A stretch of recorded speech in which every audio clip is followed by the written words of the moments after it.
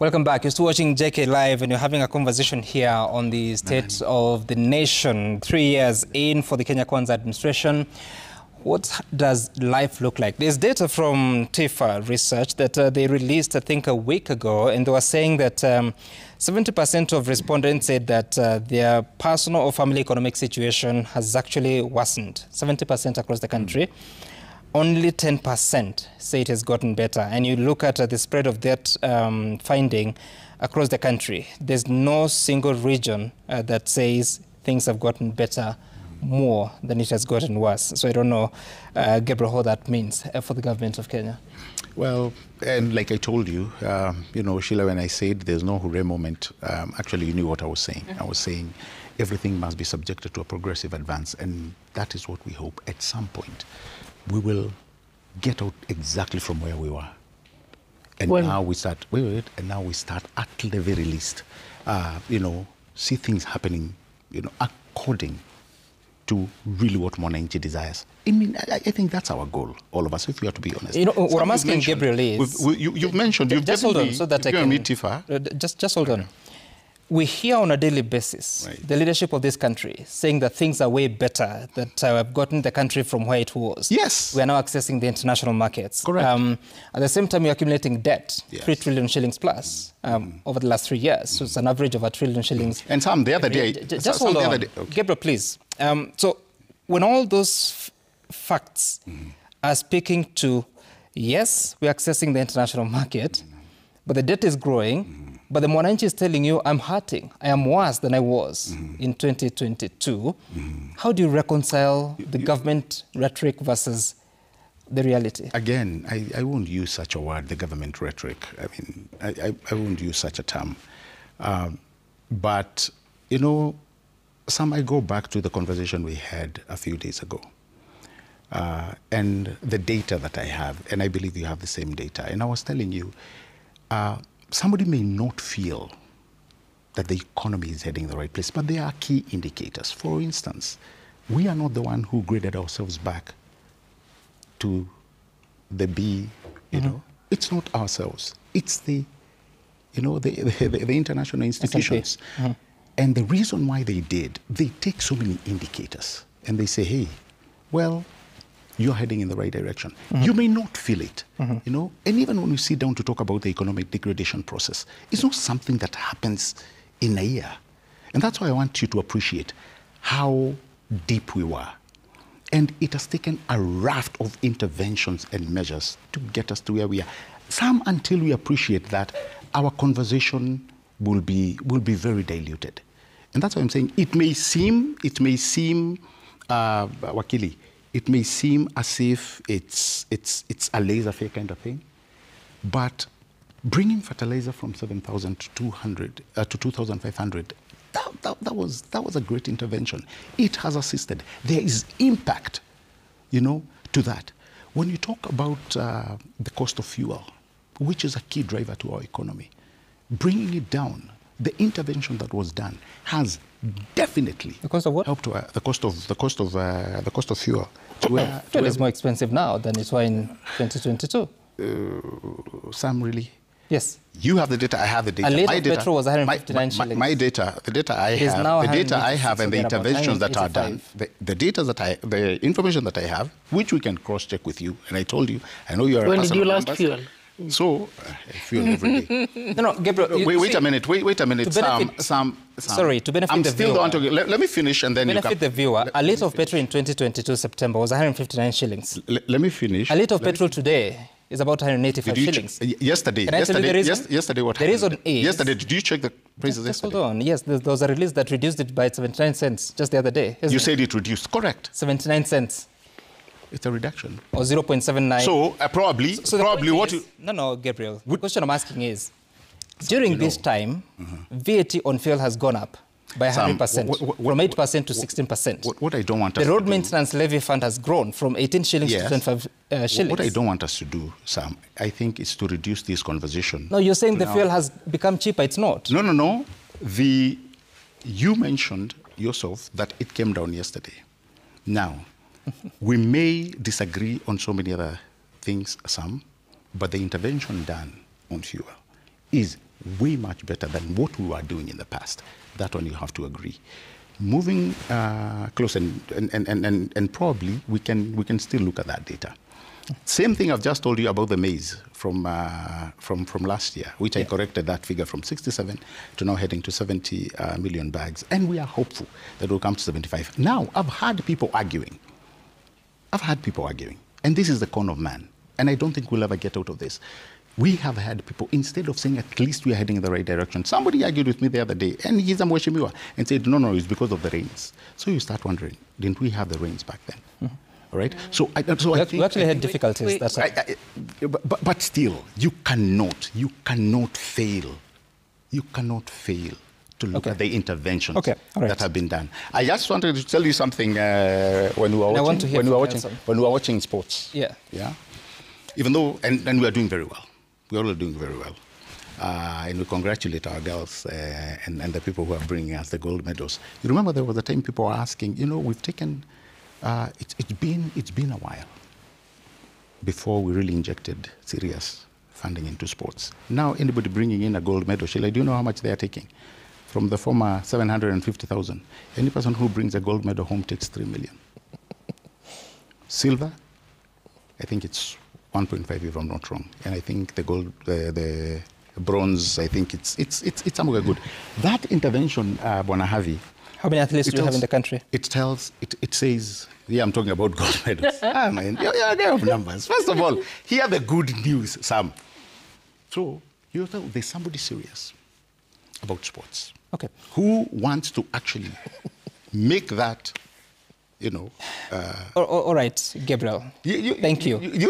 Nelson, you really hate these sports so is it possible, because it looks like government is pretty concerned, which is a good concern, about the big things, the macroeconomics that she's talking about here. Is it possible for change to trickle down and make lives better for people?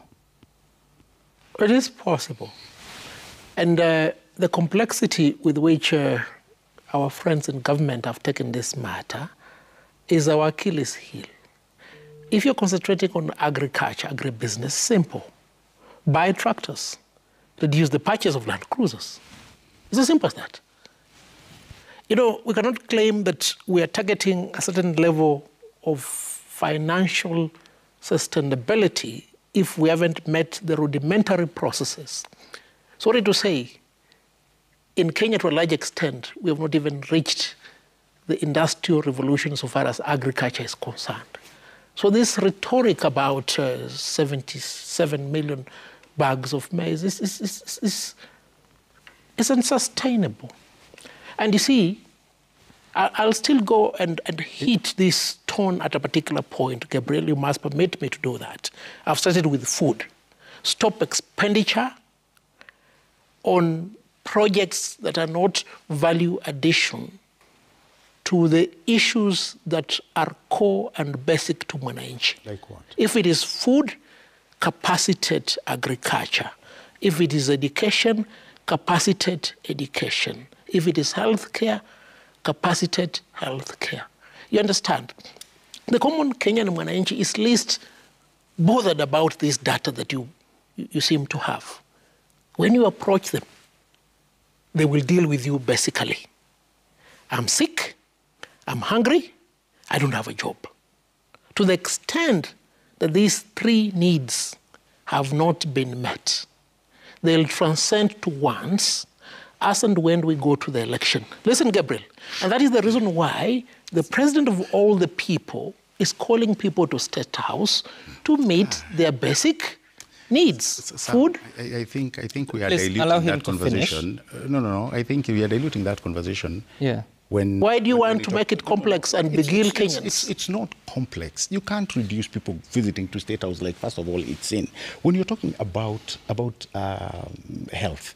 Sam, do I cede the microphone? No. Gabriel, let me just intervene. Let me just intervene. A direct interjection. Yeah, of course. When he talks about health, when he talks about health, I mean, are you really looking at the interventions from the CHPs? Are you looking at the interventions of SHA? Really? Those are acronyms that have been coined. No, it's not acronyms. It's not economic. To begil the common Mwananchi. Listen, Gabriel, now I'll be assertive. The Kenyan Mwananchi wants food. Huh? He wants to be treated. He wants his children to go to school. And he wants a source of income. To the extent that there's been a failure to facilitate the provision of these basic needs, then you cannot say that there is growth. Growth must be manifest. It ought not to be explained in complex economic terms. Okay, where you're going wrong is using the please, term allow him failure. to finish. Is using the term failure. Anyway. Gabriel, we have enough time. Okay. Please. Yeah. Don't use failure on Shah. So there's been ultimate failure on all these facets of growth. And to that extent, the earlier we admit where the problem is, as some of us have done, the better placed we are to see areas of improvement. And that is the problem with the Kenya Kwanza government. Every time it's pointed out to them, they come and conceal. And this has been the methodology about human rights violations. No. Let the police shoot everybody. Then all of a sudden, they come and say, fine, we've come up with a panel to look into this. The finance bill is okay, we'll not withdraw it. Then the people make noise, all of a sudden you come back and withdraw it. You know, a fool is he who does the right thing last. And we ought not to be in that situation, especially when we're entrusted with heavy responsibilities of governance. It cannot be like that. Sam, can I interject? I rest my case. I want to first hear from Sheila, because like Wakili says here, there's been several delegations to State House, and in what appears like it's a moment to reconnect with the people from different regions. We've seen teams from Kisii, from Murang'a, from Kiambu and others. And at each of these meetings, there has been a promise.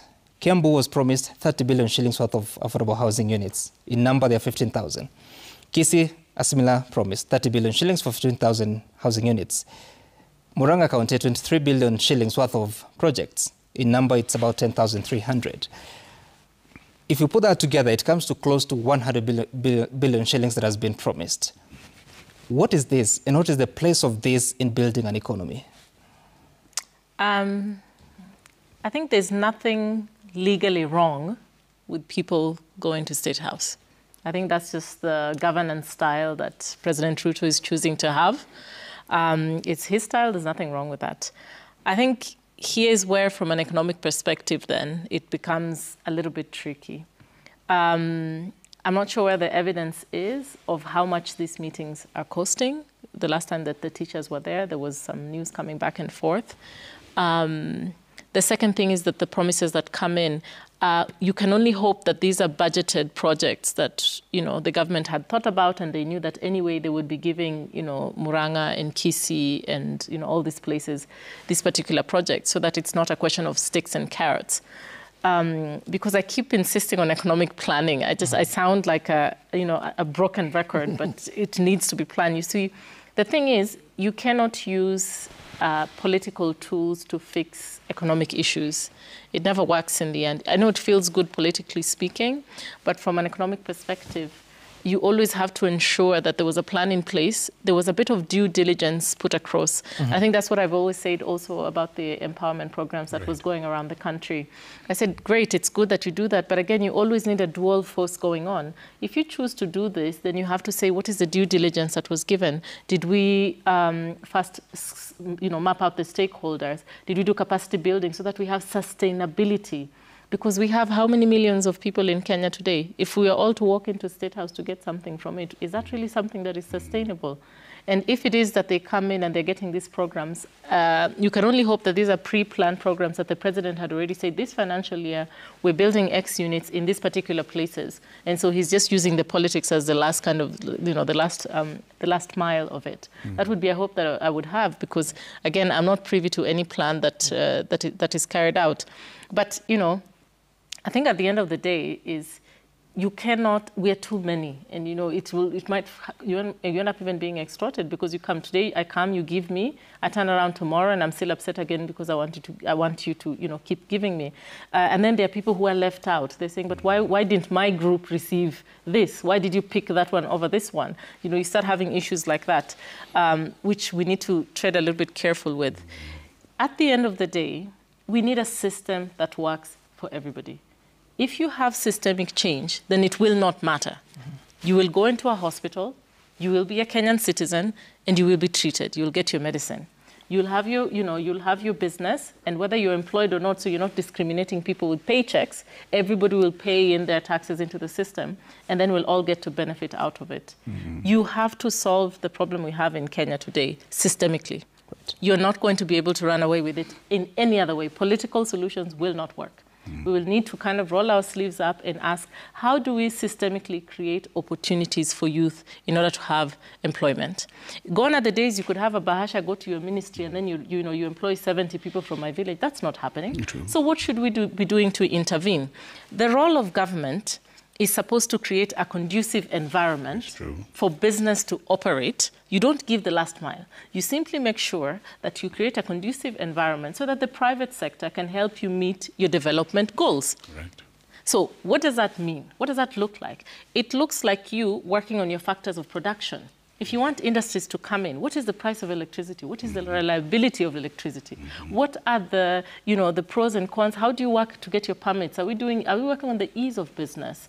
Those are the things that for me, I look at and I worry about. Our ease of business, Sam, was at 31. We're still at 31.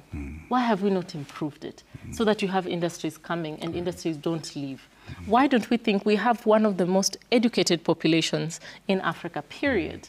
You have countries that have gone through the same problems that we're going through with youth unemployment. What did India do with their unemployed youth? India set up, business processing units using IT. They made sure that you could go and you could have your your back-end IT solutions for companies being processed in India. We have an educated population. Why don't we become the welcoming country that sets up, business processing units? And you can absorb a lot of youth, because when you do that, you provide healthcare for them, you give them a paycheck, they're able to then have that purchasing power that I was talking about. But these interventions, Sam, they are systemic. There has to be a plan. Now, Gabriel, as you reflect on what Sheila just said, for the sake of fairness, we spoke to the chairperson of Kupet yesterday, and he said that every teacher who went to State House was given 10,000 shillings as transport reimbursement. There were 10,000 teachers there. That's about 100 million shillings. Do you know how much it costs to host such kind of events? No, I honestly don't know. And secondly, because they look like the expensive meetings, where does the money come from? I honestly can't give that. I can't give you that answer. Obviously. First of all, you have to realize, and I think you've taken it like I work in State House. No. You're the government spokesperson. Not for State House. State House, they have their own spokesperson. It was your colleague. Okay, so government, so anyway, what do you cover? So, when you speak for government, you cover from where to where? Just government. What is that? Government. Kuna State House is covered by somebody else. And it's very well demarcated roles. The issue that you've talked about the groups that have been going. Yes, there are so many groups that have been going, and like Sheila has said, there's nothing wrong. You have to realize, even before, when my president was the deputy president, he still used to meet with people, so there's nothing wrong about that.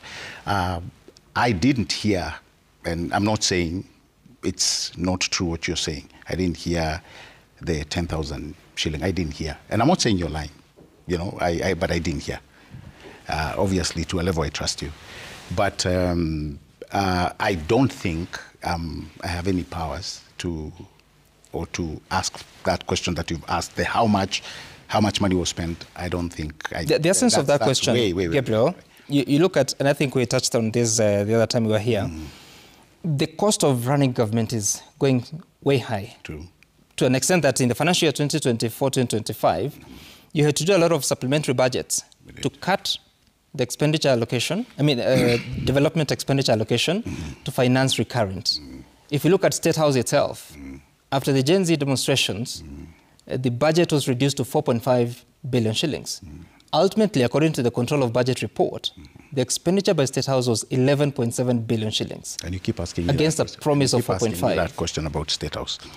Let me tell you what, I think I'll look for that data and bring it to you. I'll get it from... No, I have the data. I'm just asking, what is the thinking? Well, because you look the cost of running I can't tell you what's behind that thinking. Yeah.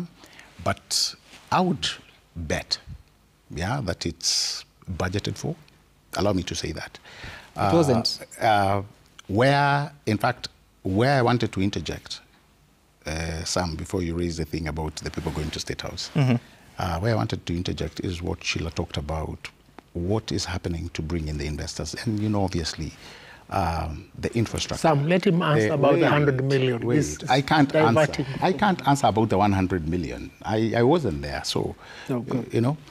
So the infrastructure, you know, these are some of, let me not use the, these are some of the things that when you wholly look at some of the things that would appeal to investors, you know, is what you're talking about, the cost of electricity, such things. And as me and you know, so what has the government done for there's that particular intervention. I was just telling you the other day, yep. As somebody, we had a very, very big debate about roads. Huge one. Yeah. And the person was saying, don't you understand that this is a key driver for investors, you know, opening up spaces for investors, both local and those, you know, international investors coming in. You know, what is happening with all these roads that have been stuck since, you know, some from 2016 all the way, where we had contractors who left site, you know, and when you were taking us somewhere, then you moved. Let me I was talking about the road infrastructure. I was telling, it is the same thing. The cost of doing business for investors. How has the government, over the last 3 years, improved that front? No, I'm telling you about the key indices that actually wholly makes a country attractive is the infrastructure. And I was just giving you an example of roads before, again, you interjected. I don't know why you hate me talking about roads, but anyway, let me just mention. We had so many. Anyway, it's a banter. It's a banter, Sam. It's a banter, Sam. It's a banter, Sam. Atupigani. We had, Sheila, we had 580 roads that contractors have moved away from. 170-something billion worth of pending bills. That is actually what met the president when he took office. And so, and like you've said clearly, some of these are in areas where investors want to be, places like Mombasa. When you look at it today, all contractors are back to site. To me, that's a, you know, that's a good indicator heading in that direction. I wanted to mention something that Bwana Harvey said, and you have to allow me. And I won't hit him on healthcare. Just carry on. I won't hit him on healthcare. You know, I'm just afraid that will interject. But anyway. You have the mic. It's wrong, Wakili, to say that healthcare has failed. In fact, the conversation me and you should be having is, if 1 million people, or more than 1 million people, with 45 billion already spent and paid out to hospitals, the conversation that you'd be having when we know people have gone and had their healthcare problems sorted. If there are a number of people who probably have not been able to get that service, the conversation, Wakili, should be what needs to happen so that all of us, you know, can benefit from this service. The issue of calling it a failure, I really don't think that's the right word to use. Same thing, we were talking about employment and creating employment when we talked about teachers. And I know this has been a bone of contention for many years. 74,000 teachers already hired. 24,000 awaiting TSC to finalize the recruitment. Do you know what that tells you? We had a deficit through and through. When we were talking about years past, we were hiring 5,000 teachers per year. Look at the number of teachers that have been hired those 3 years. Just calculate, and you will see we have done what probably would have done in 24 years, in 3 years, statistically. Sam, Sheila, and Wakili, if we cannot really praise such an intervention, what can we praise? All right? 100,000 teachers will be walking into our classrooms by the time we have the first grade 10. That was a promise made. That is a promise being delivered. Now, Wakili, I'll tell you, we may still have challenges. As any country, as any democracy will face. But I think it's also disingenuous for us to have this negativity of calling things or pointing fingers at interventions and calling them as failure. We may disagree on so many things, but failure is not a word I would use. I mean, given you're our Wakili of no mean repute. So I think what would you rather one, say? I would rather we say we have challenges. We are not there yet. Okay. But really painting the entire of the universal healthcare with one paintbrush of calling it failure, I think it's a disservice, Wakili. Look. And we can disagree. Do you want to say something about what failure means? Yeah, perhaps I saw the CS Public Health submit a dossier of implicated medical facilities that have occasioned colossal loss of public funds in the name of share. I'm not very good with numbers and data. You should be. You are aiming at a high level. Just a minute. I do not know, Gabriel, if, for instance, the quantum affected by that pilfer is 10 billion, you do not perceive this to be a failure in the management of this fund? That's number one. Number two, university lecturers have declared a strike. They have collectively accumulated the outstanding sums due to them on account of several collective bargaining agreements, totaling to about 6 billion. Correct. Don't you see the inability to meet this goal as a failure? You know, throughout my life, I've always competed against myself. So what I failed to achieve today, I purpose to achieve it tomorrow. You see, the admission of failure is the motivation to do better. Why is it that this administration must always chest thump as and when we point areas of improvement? You see, look, my parents were teachers. And when you got a C+, it was an indicator that next time you need to get a B+. But when you justify your C+, verily, you'll still get a C+ next term. And to that extent, we justify the failure on the basis of self-evaluation. And I wish you could just perceive it from that prism.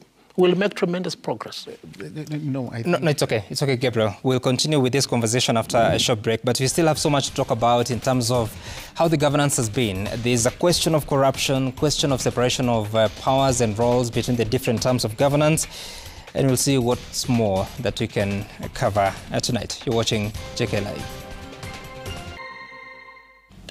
Welcome back. We're still watching JK Live, and we are talking about the state of the nation and the things that have been happening. Sheila, it's okay. I'm having my bottle of water. I need to get shit out. So. I thought it was Kanywaji. Sheila, you have to put the bottle in your pocket. So let's continue. Okay, Sheila is struggling on where to put the water, but it is all good. So we've been talking about where we've come from. We've touched a bit of the performance of the economy. We've talked a bit about the expenditure in the public sector. I want us to have a mention of the efforts to deal with corruption, because every other president has come in and said there's a big problem of corruption. And Nelson, I remember during the campaigns of 2022, dealing with corruption was not one of the main agenda of the current administration, up until just before turning 3, when you had President Ruto saying that he knows members of parliament have been taking money to do one of things, to give positive reports. Early in 2024, I think it was in January, he attacked the judiciary, that they were corrupt. They were taking money to give certain rulings against the government. At the time, there had been a ruling about the health laws and a ruling about the finance bill of 2023 affecting housing levy. Where we are, do you see effort? Are we making progress or going backwards? Gabriel, there is this clip of Kibaki running with the baton. He gives it to Uhuru Kenyatta. Then Uhuru Kenyatta gives it to Ruto. Then Ruto just changes course and runs the opposite direction. I don't know whether you've said it. Now, Sam, we have a cabinet secretary sitting in the cabinet today, who the courts have said ought to have faced trial, and it was unlawful and unconstitutional for the director of public prosecution to pursue the withdrawal of charges against him without consultation with the Ethics and Anti-Corruption Commission. I mean, simply put, the president has secured the insulation of suspects facing live criminal prosecution so that they sit in the cabinet. That is the anathema we have right now. Yeah. And you see, the president is right. To a large extent, members of National Assembly and Senate take bribes to make decisions. The president is right. Judges take bribes to make decisions. But, President, you're a little bit wrong. I don't think judges take money to rule against the state. If you gave money and it didn't reach, that fare was eaten. Often these judges take money in private transactions, private litigation, not constitutional petitions. That one I can tell you without any fear of contradiction. The least corrupt court in Kenya is the Constitutional and Judicial Review Division of the High Court. I mean, it's about Bill of Rights. You understand? Corruption in the judiciary is a big problem. You see, it's not within the power of the president to deal with corruption in the judiciary. I wish he had these powers. Yeah. I think the independence we gave the judiciary came with certain drawbacks. You know, at one point in time, a judge will be picked from his court in Chamber 18 and taken to Court 1 to take plea. It was as simple as that. It happened to Oguk. He was just picked from his court, taken to the next court before Chief Magistrate. Look, drastic action of that kind is required. And I think the investigative agencies are not without evidence of corruption on the part of these judges. Just arrest some of them, take them to court. We need to be a little bit aggressive. They might say that you should report to JSC.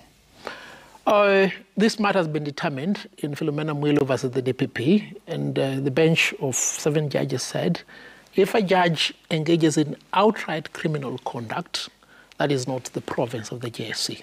There are many judges who have engaged in outright criminal conduct, like forgery, meddling in the estate of a deceased person. This ought to have been arrested. Judges who have falsified proceedings, these judges ought to have been arrested. But we understand the reluctance on the part of the executive because it will be perceived as an intrusion on the part of the independence of the judiciary. But there's been a failing on the Judicial Service Commission because the mandate of the Judicial Service Commission to ensure that we have not only an independent judiciary, but also an accountable judiciary. Look, for instance, at the case of Nairobi Hospital. Nairobi Hospital is being pilfered, is being mismanaged. You understand? But this matter is being mishandled at the High Court and the Court of Appeal. Is this not corruption? And I don't know who is the beneficiary of this enterprise to cripple Nairobi Hospital. And even as we talk about other health institutions, public health, we need to address things like this. The other day, I told the presiding judge of the Court of Appeal, must have been Wanjiku Karanja, I told her, look, Nairobi Hospital is the place where many of you go to be treated and some of us die. Why is it that you're procrastinating in solving this problem?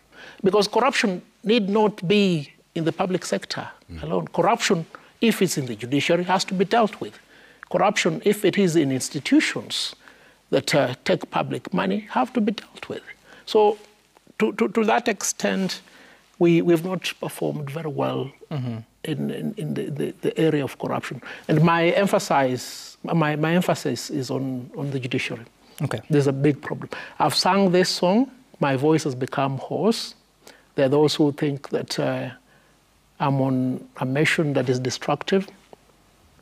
But I think we need to end impunity and corruption in the judiciary. Why? Because the judiciary is the overall adjudicator of all problems. Problems in the executive, problems in the legislature, problems in the private sector. Okay. I wish our members of parliament will look into ways of tightening the loose ends in legislation. It's a high time we define, for instance, what is misconduct, what is incompetence, what is misbehavior. And you see, if we defined terms like this, then we'll be better placed to deal with incompetent and corrupt judges. Right. We need also to put in place effective legislative measures to ensure the reduction of backlog. For instance, if a case is supposed to be determined within a year, and the case is not determined within a year, if a judge is supposed to give a ruling within 30 days, a judgment within 60 days, failure to do that should indeed be legislated as misconduct so that we have defined parameters upon which we can hold judges accountable. Judges must, of necessity, be independent in their thought, but they must be accountable. And the reason why they need to be accountable, even more than those in the executive and the legislature, is because they have security of tenure. If you appoint a judge at the age of 35, he will serve up to the age of 70. If the judge is incompetent, those are how many years of incompetence. If the judge is corrupt, those are how many years of corruption. The more reason why the vigilant light on the judiciary must be bright. I believe, Gabriel, you don't have any problem with that. No. I believe Sheila will of necessity. On this one, I totally agree with you, even though I can't speak much on the judiciary. That's your corridor, and you know it better than I do. But no, before you do, I want to hear from Sheila. I just wanted to agree with him. Because just the other day, we had the president saying that we lose up to 40% of our resources to corruption under procurement, and saying that's why there's this push to have e-procurement. We keep talking about this, but is there a possible solution out of it? Because every other president, including Uhuru Kenyatta, said we lose 2 billion shillings every other year. I mean, every other day. So much information, so much knowledge, perhaps so much raw intelligence, but actions, we don't see much. I think it's the intention part that I think is difficult with corruption. So as of today, Transparency International ranked Kenya at 32 out of 100, right? 100 being very clean, and so we are students who are not doing very well because we are at 32 for corruption. And this ranking is not just at government level, but it even trickles down to an individual level. So we are a country where right from the minute you're brought up, you start seeing aspects of corruption going on. Now, whose responsibility is it to work on the citizenry so that we can work on those numbers a little bit more? Maybe I'll focus on a big issue that has resulted that corruption has brought for us. And this is the issue of odious debt. Odious debt is this money that we're supposed to be paying that we really cannot explain where it went to or what was done with it. And we are seeing that corruption, we got devolution, and now we've had a devolved system of corruption instead of a centralized system of corruption.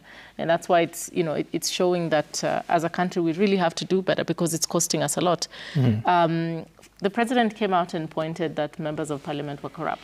Right. How I wish that he would have followed that up with giving us some kind of report of who it is, which MP or where, or what disciplinary action will be taken against them, so that it just doesn't become rhetoric. Anytime anyone accuses the president, for example, of corruption, I wish they would just come out and say, this is exactly how this all worked out. Because then it becomes difficult when we are sitting here and asking questions about, all these teachers that Gabriel did not have answers to. And then you want to point to members of parliament as well, saying that they're corrupt. So, but personally, I loved it when the president came out and said MPs were corrupt, because what ended up happening is then you had some MPs saying, but you're the one who told us to do this and that. I mean, it really exposed the whole system, but now it was very comical because now they were pointing fingers at each other. And I'm like, okay, well, this is nice. This is a good first step so that you can oust yourself first, accept deliverance, and then we can all move on. But corruption is something that we have to have the administration really willing to walk the talk and not just come out in a microphone and say it. Maybe there is a plan, and I don't know, Gabriel, of the members of parliament that the president accused of. I have no idea, just like you. But maybe you can help us. On the corruption... Because you've been in government. Yeah, on the corruption... Let me just frame the question, then you respond. No, I thought you were asking this. Just hold on. I think there's how it works. So, because you've been in government, how many years now? Just a few. No. I mean, it's possible to count. Just a few. Don't tell me. Maybe two and a half, how long maybe. you've been in government. Heading to three. Heading to three. Yeah. So have you seen how corruption manifests in government? I have. Tell us about Totally, it. I have. Key to what we were discussing. Yeah. Look at what the chemist verification, look at what it found out. 50,000 ghost students and still counting. You mean NEMIS? You know, we are moving from NEMIS to chemists. Yeah. Yeah. So that verification process alone has never been done. But Sam, I think the stopgap measure. I'm a firm believer. I told you I'm a student of governance, but I'm also a firm believer that one thing that will change when we actually highlight corruption as a subject is on how we are going to leverage technology and science to help us deal with corruption when it comes to transparency.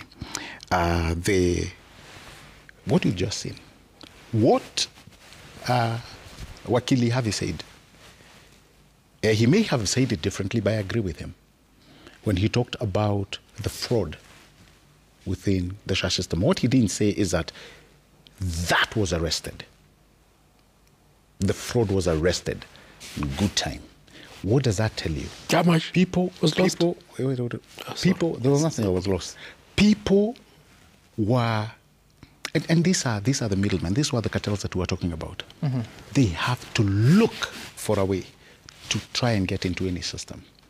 And we are going to be fighting that for the longest. That's why we have to build very rigid systems. But Sam, to answer your question, I think the leveraging of technology, because I've seen it, corruption fighting it, like people say, the old adage, corruption fights back, and it fights back ruthlessly. You have people who can afford to buy headlines. You have people who can actually go to I didn't want to mention the judiciary, but they know how to manipulate the legal system. It's a fact. So, one good example was the e-citizen, and allow me to say it. When President came in, up to even last year, I think, before the full implementation of digitizing all or onboarding all citizen-facing services onto e-citizen, Sheila, we were collecting 60 million shillings a day. Leverage on technology, pushed it hard the way the president pushed, ensured that everybody who has not put the government services onto e-citizen, he will deal with them. And today, nearly more than 17,000 services are in there. Guess how much we are collecting a day? Collecting between 800 to nearly 1 billion shillings a day.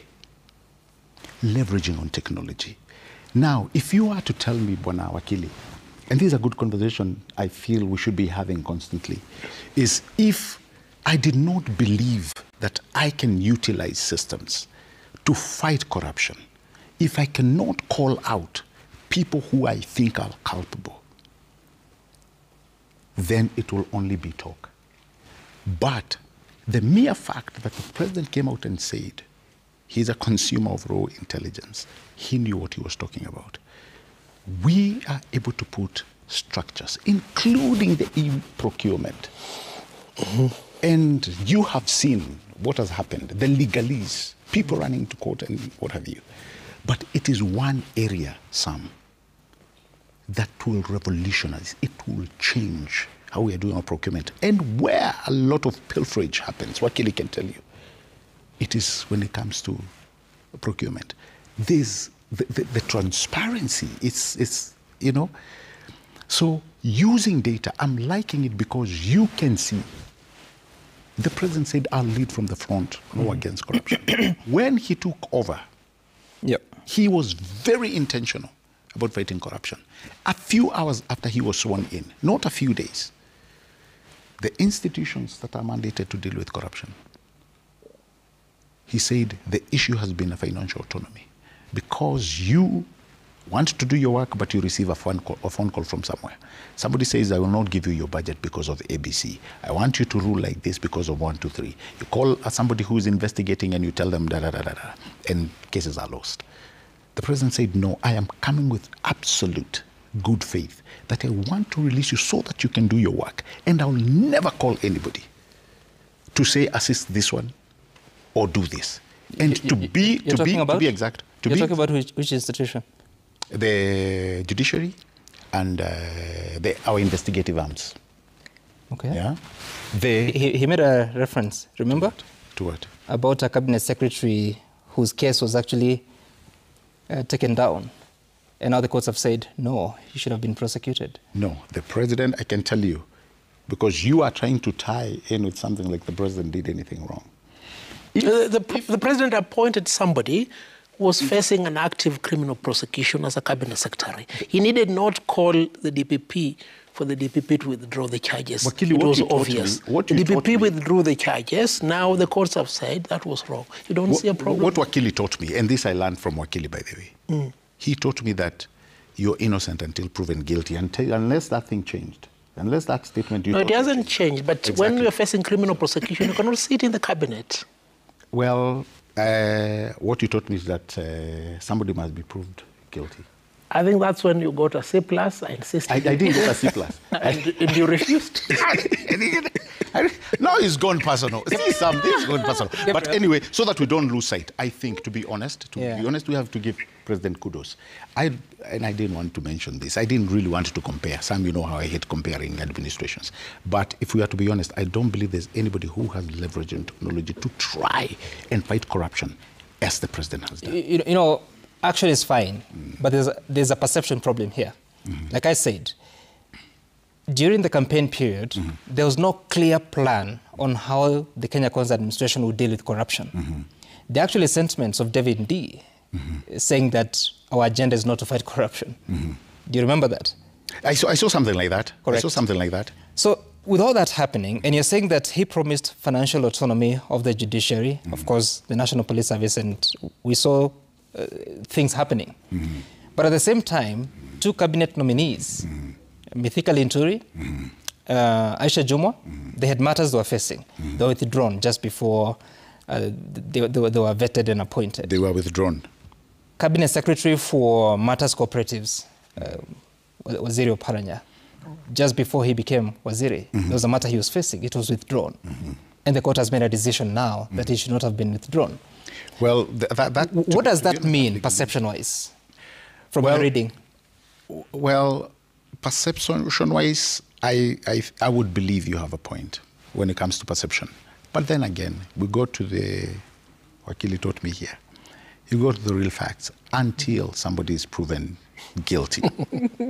Yeah, that's my line and I'm sticking. But if that I know Sam is looking at Gabriel, me. if that avenue of proving guilty is withdrawn, what are you saying? So let the law take its course. What law? The DPP is the one who charges. You've withdrawn the case. So if there's culpability, and this is what the president said, and he stands with this word, if there's culpability, let the institutions that are mandated to deal with those cases, let them pursue it to the logical conclusion. Logical conclusion. Correct. Logical conclusion. Kabisa. Okay. Kabisa. Let's take a look at the feedback that has come to us. At Citizen TV Kenya, the hashtag to use is JK Live. We have, this is Dr. Kirimi Laibu. We are doomed as a country in the hands of narcissistic Amen. The problem of Kenya, round off to the nearest politician, not anything else. Okay. John Musang is saying the country is not in a good state. From the police brutality and high cost of living, Kenyans are suffering a lot. I rate this government 3 out of 10. Oui. 3 out of 10 is a C+, huh? No, it's lower than that. Oh, C minus. That's 30%. D for dog. Orutu Assam, you're saying, we don't need words, we need jobs, food and industries to produce goods. President Ruto must know that if one works in our industrial areas in Kenya, all industries are closed and many relocated out of Kenya, and our godowns are full of imports. You want to take notes and see if you want to react to some of them. Yatianim, Jomo Kenyatta had 15 years, Moi had 24 years, Kibaki 10 years, Uhuru also 10 years, and all of them didn't make Kenya like Singapore. Surely, how can you expect President Ruto to work magic in just over 2 years? Totally unfair. Give him time and judge him at least after the first term. All right. Gabi Wakasiakam, the president who won the election on a strong Christian vote, is now being told you cannot construct a Christian shrine on the lawns of this people's house because Kenya is a secular state. O God of all creation, bless this our land and nation. That's from our national anthem. Arame Kiberenge, you're saying this government has collected total revenue of over 8 trillion for the last 3 years and borrowed over 3 trillion shillings. What do we have to show for 11 trillion shillings besides promises over promises? It's like a script from Crazy Kenya's playbook. Wow. Kenyans, man. Jenga Wakungu, it is not enough to lower prices. People must have consistent incomes and cash flow. A good economy is when money moves, salaries paid, businesses earning, suppliers paid, taxes fairly collected, and household spending without fear. Malmasi Jr., we must be careful not to fund impunity and mediocrity in the name of strengthening IPOA. What we need at IPOA is men and women of integrity. We have a deficit of trust at IPOA. How would you explain a scenario where the hyena is living with a sheep? All right. And Sanixon Dugred, you're saying, dear economists, is it still true that macroeconomic adjustment programs are tailor-made to the situation of the country concerned and no models or templates are used? Do you have something to say to that? Yeah, I think that was some of the effects that we saw last year when they tried to get the IMF to give these templates that they typically use when they come in and they try to tell the country how to run their austerity measures, and that backfired, in a very glorified way. So again, that's why I kept asking, what's our plan now that we're not going to get that template anymore? Because that's always a problem. There's also somebody who mentioned that, they feel that as much as we are having these discussions when they go into their go-downs, that the go-downs are empty and they're full of imported products. I think that's really true. Sometimes that's why you have this problem of you come in here, you sit as an economist and you're telling them inflation rates are good, and then someone is telling you, but in my local kibanda, that's not the case. Now, we've been discussing a lot about, these overly complex issues, instead of even just focusing on simple things as, why is it today that it's difficult for you to access credit locally? Can we just have that conversation of why is it difficult for you to access credit locally? It's because locally today, Sam, you are indeed competing with the government to access this credit. And the government is a very, very, very good entity to give money to. So the banks prioritize to give it to the government instead of giving it to Mwananchi. There used to be a time, actually, during Kibaki's time, when access to credit was very good. So this stimulated people to be, to find local solutions and local businesses. And this way they were able to actually stimulate the economy from bottom up, just like the Kenya Kwanza administration envisioned. So one of the things to also look at with the planning was, how do we give space so that our local people have access to the credit and that we are not competing with the government itself, because you're not going to be able to give employment to, again, all of these unemployed youths. They're very creative. We have a digital creative space and all these things that require access to credit. So instead of getting funds to give them this money, why don't we make sure that when they go to their local institutions that there's favorable rates so that they access credit, and then they can start all of this. I think that's where people, when they're very talking about Kibaki's time very nostalgically, it is because Kibaki never touched, he had a very different approach economically speaking. He never went and then gave you the last mile. In fact, somebody was telling me, I don't know how true this is because I was too young, that he never showed up and gave, millions to churches and did all these things, and yet somehow he left the country at a better state, economically speaking at least. Because he was able to do these systemic interventions that everybody could feel. When you have fair access to credit, it does not matter who you are or where you are. You could be, I'm from Migori County. You could be from Migori, you go in, you'll get credit at an affordable rate, right? And so me in Migori, I'll start my small business. I'll go open some boga or my omena, I will sell it. And that will make the economy circulate. I like that. You see? So it's very systemic interventions for me that I say that we need to work on. And I agree with you when you talk about, fair credit access. I think that's a very important thing, because I remember Bonahavi was there, I think at that time, when we were really taking a deep dive into the Hustler, Hustler Fund. And the true genius behind it today was actually having a credit score, a credit rating. I believe you talked about being abroad. Where I went to Milwaukee School of Engineering, the first thing I was given a credit card. And that credit card, Bonahavi, had $200, just $200. And Sam, what I used to do, I would get small groceries. I had a job somewhere.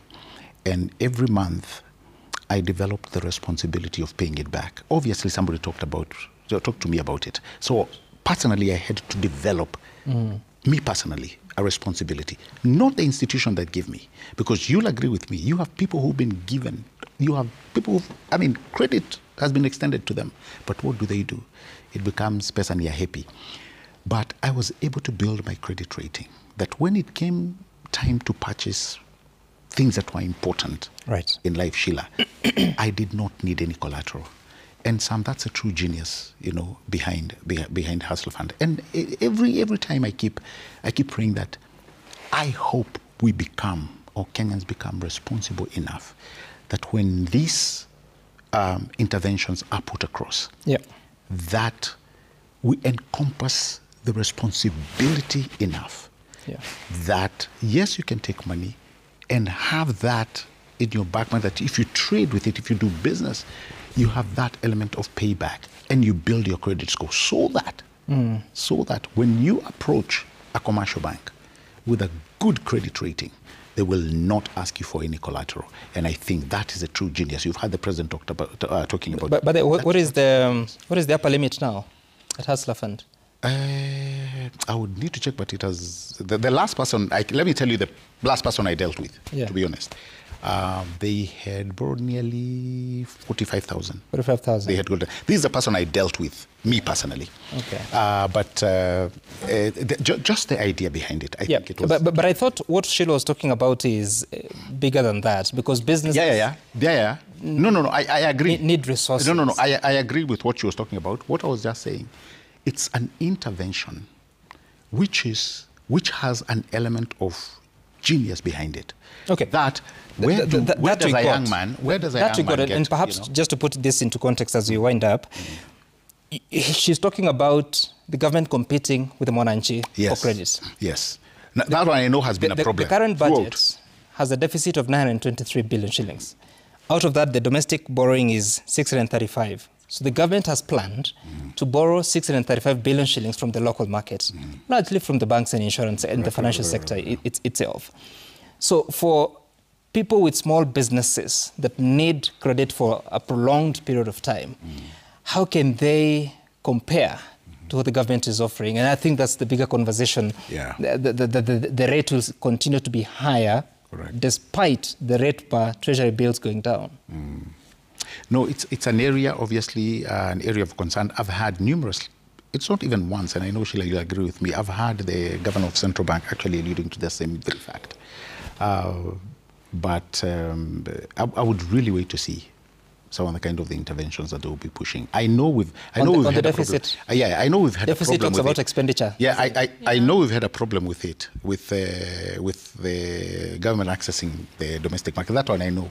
But that's an issue that was raised last year, actually, as part of the finance bill issues. And I think the president came out and already gave indicators of the interventions that he would have. For example, he talked about the wage bill, that he would reduce the wage bill. I mean, he talked about several interventions that could help cushion this a little bit. And again, there's nothing wrong with the government borrowing, even locally, if it wanted to. If only that this was then pumped into development, then that would not be a problem. We just came from, is it Ethiopia, where they built that wonderful dam in the on the Nile, and that was built by Ethiopia. A lot of our debt, actually, I think 60% is owed to China today when we talk about it. So I think sometimes we're not being very hard, Gabriel, because we are negative. It's just that it needs to make sense. I think Kenyans don't mind buckling up. If you tell us there's not enough and we all need to have 2 meals a day, we are more than happy to do it if you can demonstrate to us the good cause that is behind it. Right. I think then that's where then we kind of fall off the train. Because to tell people that it's difficult to access credit to cushion yourself, but then at the same time to see that you're shrinking the development budget from 16%, which is not ideal, now to 9% for development, and the rest of it is going to, you know, expenditures then that are not really focusing on long-term investment, that's where then we start having a problem. No, I agree with you. So that's fine, Gabriel. I wanted to hear Nelson as we close. Your takeaway from also the feedback that we've had in the conversation. You know, in the discourse between economists, there's relative calm. Lawyers. I think the lawyers are more... Lawyers tend to be a little bit erratic because we want change. Yes. I don't know if it will be negative, Gabriel, and don't report me to my former boss at State House, if I was to ask the Gen Zs to register in large numbers. We need them to occupy the 6.4 slot. Because much as you're hopeful, I think to a large extent they're not hopeful. Insofar as your ability to gravitate towards improvement is concerned. But my assurance to them is that they don't need to do what has been done in Nepal. We are a constitutional democracy. What they need to do is to register in large numbers so that they can have CJ Maraga as president. Is that your campaigning? That's why I asked whether I could do it. Is it negative? You're running. Yes, I'm running for MP Westlands. Oh, Westlands. You know, in 2024. Yeah, but I just needed these people to register because the president has told us the members of parliament are corrupt. For you to remove them, you need to be on the ballot. For you to remove them, you need to be registered. And for you to gravitate towards B+ from the stagnation of C- now, you need to be able to vote. That's my plea. I like that comment. Yeah. I'll just mention two. One is where the guy said, and because he was a little bit supportive, said, we need to give the president time. We need to give the administration time. Yes, I know sometimes when we take the analysis of, putting the administrations, we are looking at one administration that did 10 years, the other one that did so many years, and here you have a president who has just been in office barely 3 years. But yes, there are things that we can be grateful for if we are fair. The other one, obviously, the point that I saw, I think it's escaping me. But allow me to say, IPOA. Yes. And I was saying, let's give it time. At least we are operating on a framework, on a structured framework. It may not be perfect, and you're agreeing with me, but at least it has a structure. So it is always better, Sam, to move from that word I said better to try and get to best, rather than saying, you know what, let's ondoa our watu, because we've done it. We've done it in the past. We've done it in the past with our ABC. We saw you guys, there was a time you were campaigning to get Akina Isaka, and I was telling people that cannot be our modus operandi, that everything we feel is not working, we just say, to hell with it. Probably for using the word hell. I would have used the abyss. But I think we give them time. It's the only structured institution that we can sit down and have a conversation, agree to disagree. And today, to be honest, the conversation I saw at KICC, it ignited an element of faith that we can get better. Okay. Of course, part of their main requests is to have more funding. Correct, yes. Which will come from the government that you speak for. It's true. Will hold you to account. It's true, it's true. Sheila, 20 seconds. No, I think mine is just to really encourage the young people out there that we are having these tough conversations because we are not going anywhere. Gabriel, I'm not going anywhere. Neither am I. So I need to fix this country. We need to. I have no plan to take it anywhere. So when we have these tough conversations, for me at least, it's very issue-based because it's coming from a place of frustration and love for the country and for our future. If we don't call these things out, if we don't ask for a plan, we will not have a Kenya looking forward. And that is my standpoint where I come from. For the young people, we have the numbers. We have the numbers. Don't let anyone, we're exactly who we think we are. We're going to register. We are going to vote, and that's exactly where we're going to push our frustrations in. You have 2 years. That's a really long time to, again, intervene and try to make sure that Kenyans at least have that money in their pocket to be able to afford these goods that are now being sold at cheaper prices. That would be my only ask. And please let's not police brutality. Let's not kill Kenyans. Let's try to punguza hiyo kidogo, so that we can be alive. We need votes. No, it's okay, Gabriel. Thank you so much. I'm also a young person, don't forget. I'm also young. Why are you excluding me from being a young person? I'm a young person. Gabriel, please don't make me ask you how old you are. Because the age of youth is in the Constitution. Yes. And nothing else, unless you're saying you're young at heart. Asante sana, Gabriel Muthuma, government spokesperson, deputy government spokesperson, and Sheila Olang is a development economist. I had said Nelson Harvey, former president of the Law Society of Kenya. Many thanks. My name is Sam Gituku. This has been JK Live. See you again some other time. Actually, tomorrow, in the next, the day that follows, in the next 4 minutes. See you on tonight. My name is Sam Gituku. Once again, good night.